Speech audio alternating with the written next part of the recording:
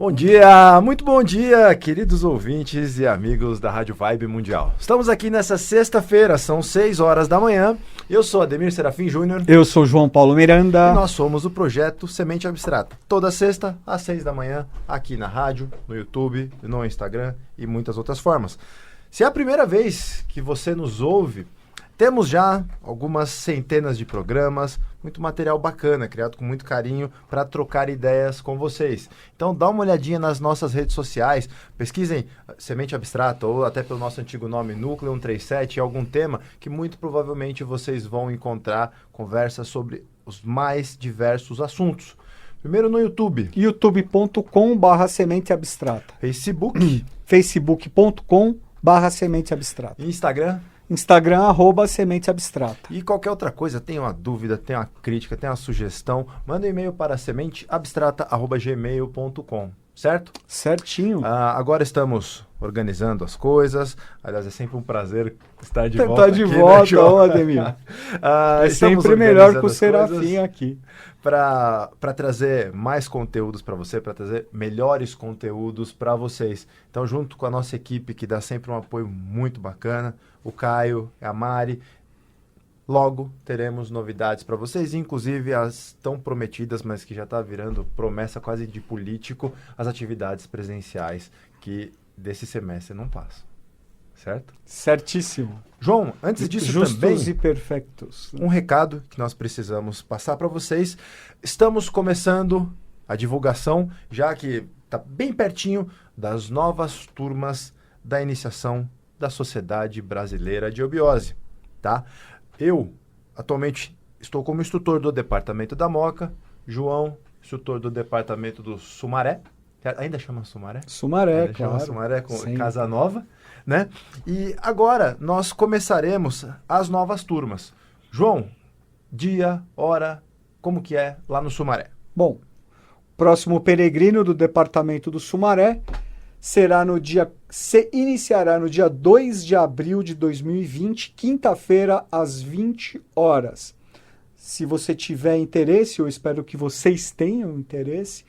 Se não tiverem, mas conhecerem alguém que tenha interesse, por favor, passe os nossos contatos, tá bom? Mas quem tiver interesse pode ligar no departamento lá do Sumaré e já fazer a sua inscrição, já fazer a sua reserva. Ligue no telefone 11 São Paulo 26670744 ou 26670760. Lembrando, ligue de segunda a sexta-feira a partir das 15 horas. Das 15 até as 22 horas existe lá gente para atender. Fora desses horários, vocês vão ligar e ninguém vai atender, tá bom? O endereço do Departamento do Sumaré é Rua Paracuê, número 188, no bairro do Sumaré. Fica a 600 metros da estação Vila Madalena do metrô. Menos de 10 minutos de caminhada. Uma subidinha e você chega lá no casarão, onde é o Departamento do Sumaré. Nós vamos estar esperando por vocês lá com o maior carinho, então, portanto, no dia 2 de abril. Certo? Certinho. E no Departamento da Moca, recomeçamos os trabalhos agora no dia 3 de março, então tá bem pertinho, na semana seguinte, a semana do Carnaval, 3 de março. Pessoal da Zona Leste, pessoal da região mais central, ficamos na Rua Conde Prates, número 988, numa travessa da Avenida Paz de Barros. Demais informações, liguem para 2021-7290, 11 2021-7290, de segunda a sexta, a partir das 14 horas. Por que nós estamos convidando vocês para isso? Muitas pessoas nos questionam, onde é que vocês aprendem essas coisas? Dentre muitas coisas que nós estudamos, né, João? Talvez a principal delas seja exatamente o conhecimento iniciático transmitido dentro da Sociedade Brasileira. É nossa principal fonte, com certeza. Tá? Será um prazer encontrar vocês, para a gente trocar ideia, para a gente se conhecer pessoalmente e a gente construir raciocínios, abstrações fantásticas, um material fabuloso. E é um caminho muito gostoso, muito bacana, porque ao mesmo tempo que é sério, é profundo, é divertido também, é uma forma de você fazer novas amizades, de você travar contato com pessoas que têm interesses parecidos com os seus, que no mundo que nós vivemos às vezes é um pouco difícil, né? As pessoas têm interesse por esses assuntos mais profundos, por ocultismo, por hermetismo. Então ali é uma forma também de você criar vínculos, né? E isso é muito legal. Certo? Certinho. João, então depois também o pessoal fica brigando com a gente que o conteúdo não começa. O tempo é escasso mesmo, mas a gente tem que divulgar. Mas vamos lá, Ademir. Esse assunto chegou para mim, o assunto que nós vamos conversar hoje, inclusive com a turma do Peregrino de 2019. Batendo papo com o pessoal começou a compartilhar os links do site, se eu não me engano, da revista Galileu e de alguns outros veículos de comunicação, falando sobre a possível, entre aspas, morte da estrela Betelgeuse, né? Que aparentemente ela tem apresentado um comportamento que, de acordo com teorias astronômicas, mostra que ela está chegando no final da sua vida, né? E ela é uma estrela que ela é uma parte da constelação de Órion, certo? E que dentro de contextos iniciáticos, a gente sabe que a constelação de Órion tem uma importância muito grande, tem um significado importantíssimo. E pesquisando um pouco, importante só um rápido comentário também. Não estamos aqui, eu não conheço absolutamente nada de astronomia. Eu tampouco. Nada. Então, o que nós fazemos aqui é trazer reflexões, é trazer alguns simbolismos para a gente debater juntos. Não vemos reflexões sobre lógico, e sobre o nosso, sobre a nossa pequena bagagem no estudo do hermetismo, no estudo do ocultismo, no estudo dos símbolos. Então, a relação aí com a astrologia, com o tarô, com a Kabbalah, né? Mas não sob o aspecto da ciência física, astronomia, realmente está além da nossa possibilidade. Então, qualquer eventual imprecisão técnica, pontua para a gente, numa boa, que nós vamos ter todo o cuidado de fazer uma eventual correção. Sim. Certo? João, então eu sei que esse foi um tema que até, em virtude do caráter mais técnico, nós fizemos questão de pesquisar alguma coisinha antes para a gente debater. Eu queria que você comentasse um pouco sobre isso.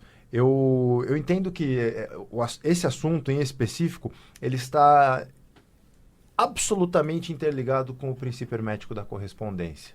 Né? O que está em cima é como o que está embaixo, o que está embaixo é como o que está em cima, na ideia exatamente de que em aspectos mais macro ou em aspectos mais micro, tudo corresponde.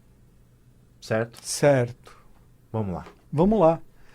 Até um pouquinho antes da gente entrar no ar, nós estávamos discutindo um pouco do que nós tínhamos lido com relação a esse fenômeno da Betelgeuse, né? E você mesmo trouxe para mim a informação de que a Betelgeuse está quantos anos luz? Se eu não me engano, algo em torno de um pouco mais perto, um pouquinho mais longe, mas algo em torno de 650 anos-luz. Que eu não tenho nem ideia do quanto é isso, mas é muito longe. É possível que já tenha, que ela já tenha morrido, né? E que, então, os efeitos dessa morte, entre aspas, podem estar chegando só agora, ou podem demorar, ou não sei quanto tempo para ainda chegar. Enfim, aí são questões até ligadas à física, ligadas à matemática, ligadas à astronomia. Tudo bem. Não vamos nem entrar nesse mérito, porque também nós vamos ficar discutindo aqui o sexo dos anjos. Né? 642 anos-luz. 642 anos-luz, pois bem. Né? Mas vamos observar, então, é isso, sob a ótica hermética, sob o prisma hermético, né? Sob o prisma, já chegando aí, tendo como base o princípio da correspondência, a lei hermética da correspondência, que fala que o que está em cima é como o que está embaixo, e o que está embaixo é como o que está em cima, né? Analogicamente. Eu gostaria de completar esse aforismo, essa lei hermética, com o ensinamento do Henrique José de Souza, do professor Henrique José de Souza, que ele diz que, especialmente as constelações de Órion, lembrando que a constelação de Órion é onde se localiza a estrela Betelgeuse, a Betelgeuse é uma das estrelas de Órion, né? Mas que a constelação de Órion, a constelação do Cruzeiro do Sul e a constelação de Cão Maior, onde está Sírius, que elas formam um livro aberto no céu, um livro cósmico aberto no céu, né? e que existe Orion, uma correspondência. Cruzeiro do Sul e Cão Maior. E Cão Maior, né? Cujos nomes ocultos são Orion Zainat, Cruzeiro do Sul Ziat e Cão Maior Caliba. Tá? Mas que eles é um livro cósmico aberto no céu. Então, existe uma correlação direta com a evolução na Terra, com o processo evolutivo da Terra, né, com a cosmogênese, com a antropogênese, e a relação direta que elas têm com essas três constelações. Lembrando que a mais espiritual, a que representa naquela tríade, nós falamos muito das tríades, das trindades, a que representa a causa é Orion, a causa o pai, a que representa a lei, a mãe, o segundo trono é o Cruzeiro do Sul, e a que representa os efeitos, o filho, é Sirius, é Caliba, né? Cão Maior. Tá?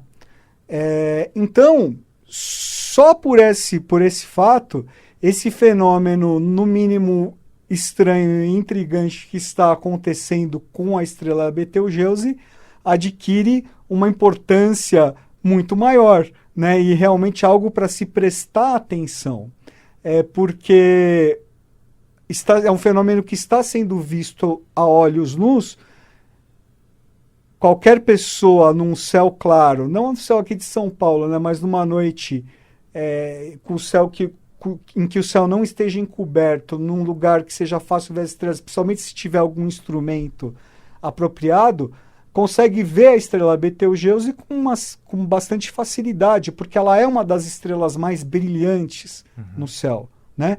Da constelação de Órion é Betelgeuse e Rigel, sendo que Betelgeuse é a estrela alfa da constelação de Órion. Mas o que acontece é que a estrela Betelgeuse está perdendo sua luz, está perdendo seu brilho a olhos nus, né? É uma estrela vermelha que está perdendo o seu brilho. E aí a astronomia nos diz que é esse fenômeno da morte, né? Isso seria a morte da estrela, a morte para o renascimento de uma supernova, né? E uma supernova é uma nova estrela. Lembrando que a estrela Betelgeuse ela é muito maior que o Sol, né? Sim. E lembrando que as estrelas, cada uma das estrelas do firmamento representa um sistema de evolução, representa um Sol, né?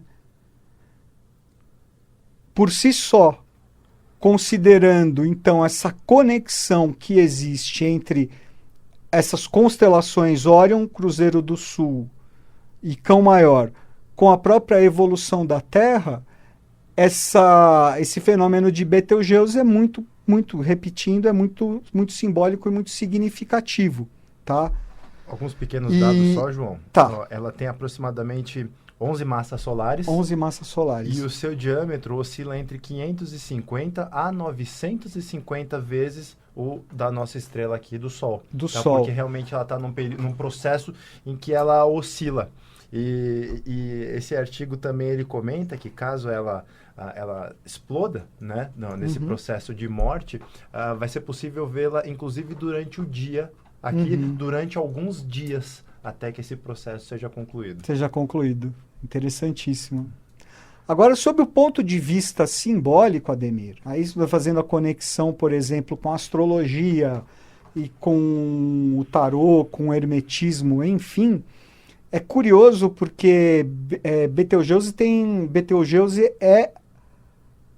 ela tem uma relação direta com o que nós chamamos de Bethel, né? Que em hebraico significa casa de Deus. Beit El. Beit, a casa, e El, Deus, a casa de Deus. Né? Existe um arcano, um dos 22 arcanos do tarô maior, cujo nome... sobre ele. Ainda não conversamos, né? O 16? O 2. Ah, não, o 2, sim. Eu ia falar primeiro do 16, depois do 2. Mas existe um arcano específico do tarô maior, o 16, que chama literalmente a casa de Deus, a torre. Certo? O arcano 16. E o arcano 2, que nós já falamos, é o arcano a papisa, regido pela lua, né, cuja letra é Beit, é a casa. Né? Que é o local aonde se manifesta o verbo. O verbo, exatamente. Né? Existe uma passagem bíblica muito significativa nesse sentido também, do Velho Testamento. Quem tiver interesse em ler essa passagem, é uma passagem muito bonita. Né? Quando Jacó, o patriarca Jacó, dorme com a cabeça sobre uma pedra, e aí ele tem uma teofania. Uma teofania é uma visão do mundo sagrado, é uma visão do mundo divino, né? E ele vê uma escada, né? A escada de Jacó. E por essa escada ele vê devas, ele vê anjos subindo e descendo, ele vê o mundo divino, né? Ele tem uma visão do mundo divino, certo? E aí ele pega essa pedra onde ele dormiu, né? Ele de alguma forma ele a esculpe e a transforma num altar, né? E batiza de Betel, de casa de Deus, dizendo aqui é a casa de Deus, né? Então a casa de Deus, ela faz essa conexão, o simbolismo, vamos dizer, de Betel, com a própria ligação do mundo profano, entre aspas, que é o nosso mundo, com o mundo divino, tá? Do mundo, do nosso mundo comum com o mundo sagrado, essa separação, tá?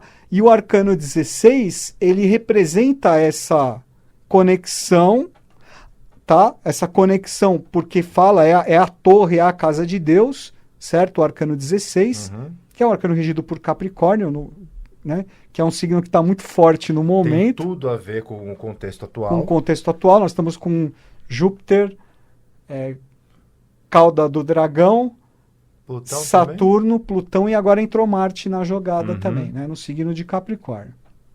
Tá bom? E o arcano 2, que é a casa, né? Que é o arcano 2, a papisa, que é a casa, que é a lua, que é a guardiã dos mistérios, certo? Que é a guardiã dos mistérios. E você vê que no arcano 2 existe um pano atrás dela, né?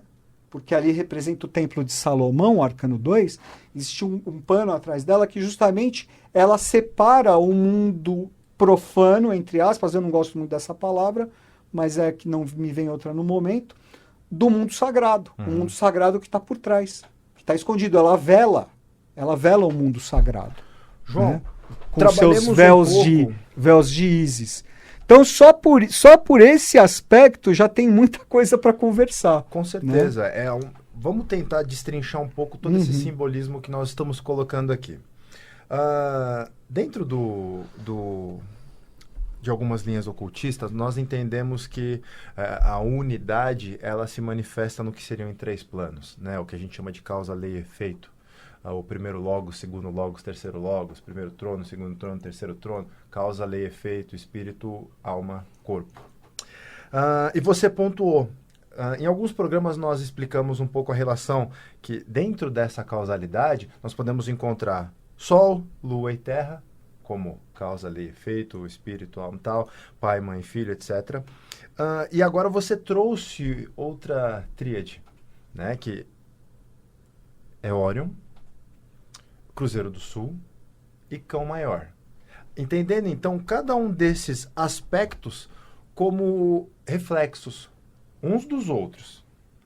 E agora, nesse processo do que é essa morte, ou seja, uma estrela que ela faz parte dessa constelação do âmbito tão causal e que reflete essa questão de casa de Deus que tem, curiosamente, tudo a ver com uma composição astrológica do momento que a gente está vivendo, associado a 2 arcanos, sendo um deles o arcano 16, que ele mostra um pouco isso, e dentro dos anais ocultos que a gente fala, mostra exatamente o que teria sido talvez a mitológica queda dos anjos, né? As quedas em geral, né? A queda da Atlântida. Isso, João, isso. As quedas, a queda da Bastilha. A gente continua em sintonia, cara. Isso que lógico, eu fico feliz de estar aqui. Sempre. Porque as quedas são cíclicas. As quedas, elas engendram os atritos simbolizados no próprio arcano 15, o seu antecessor, e que mostra exatamente aquela força, aquelas duas forças que pela oposição impulsionam todo um processo evolutivo, os ciclos. E esses ciclos agora, remetendo ao arcano 2, que é exatamente o âmbito que possibilita a manifestação do verbo, que possibilita, é a ferramenta que estrutura, que materializa todo aquele processo do arcano 1. Uhum. Que chega até nós de modos mais sutis, de modos mais densos, através do que nós entendemos como a polaridade. Sim. A polaridade. Então, observem a riqueza. E isso, assim, gente, perdão, isso é brisa nossa que a gente está jogando aqui. Sim, eu claro. pesquisei alguma coisa, o João pesquisou coisas completamente diferentes e a gente está jogando aqui. Mas entendam tudo isso que tá acontecendo, que cenário bonito, que cenário de possibilidades maravilhosas, que a nossa consciência vai transitar em cima disso. Então, no final das contas, a casa de Deus, que no final sempre esteve dentro de cada um de nós, talvez essa seja a grande dificuldade que nós tenhamos de entender esse processo, que aquela casa de Deus que a gente procura sempre esteve aqui. É muito difícil e isso é um processo que... Assim como a escada de Jacó. Exatamente, exatamente. E como entender isso? Como metabolizar isso dentro da gente? Talvez, aí até nessa lógica do princípio da correspondência agora, meditando um pouquinho nessa provável morte dessa estrela, talvez seja um caminho interessante, você não acha? Sim. Sim. Porque não... Até aplicando novamente o princípio da correspondência, a morte é a maior das mentiras, né? Inclusive a de uma estrela.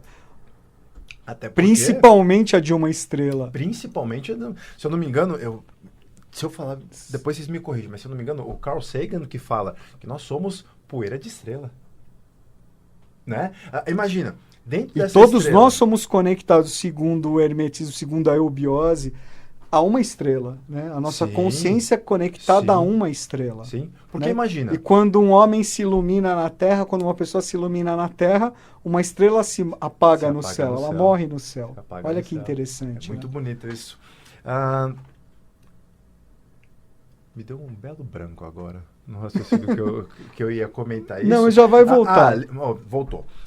Porque no processo de... Quando uma estrela está chegando ao final da sua vida como uma estrela, vai formando um conjunto ultra denso de elementos químicos cada vez mais densos e mais complexos que vão se formando e vai gerando uma pressão muito grande que em determinado contexto vai resultar nessa explosão. Imagine então com essa explosão a quantidade de partículas e moléculas que vão se espalhar por todos os cantos do universo, resultando em choques, em atritos, em novas partículas, em novos elementos que podem resultar em vida nas mais vastas acepções. Em buracos negros, né? No não ser que vai se tornar o ser, a substância. Nossa, dá para fazer uma viagem interminável. Porque é um evento astronômico, mas ao mesmo tempo é um evento muito poético. Muito, claro, né? E a astronomia é o aparente, né? Sob o ponto de vista hermético, oculto, a gente pode colocar assim, a astronomia é a prosa, o hermetismo é a poesia. Sim. Né? É a poesia do simbolismo, tá? Né? É verdade. É a poesia. A astronomia é a prosa, a astrologia é a poesia. Tá? Agora fica uma curiosidade na minha cabeça. Já foi ou ainda vai ser? Olha, eu acho que... também se eu estiver falando alguma besteira aqui, mas eu acho que nem os astrônomos sabem exatamente, sim, né? Sim, nem os físicos, nem os cientistas sabem. Né? Mas é isso, é para se prestar atenção. E você sabe, toda vez que a gente fala de estrela, dessas coisas assim, pra mim é impossível não falar.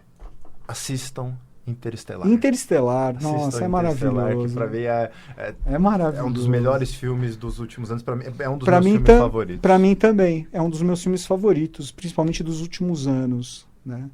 E ele toca, é poesia, né? É poesia. João, Vamos fechar? chega. Sempre. Ficou pra falar mais Muito coisa. obrigado. Ficou, mas Vamos logo lá. mais tem outro programa. Vamos amarrando algumas pontinhas. Com certeza. Venham trocar ideias com a gente, tá? Vamos É isso estender aí, esses pessoal. debates. E na semana que vem a gente está de volta. Grande abraço para todos vocês e até a próxima. Até a próxima, pessoal. Boa semana. Valeu, Ademir.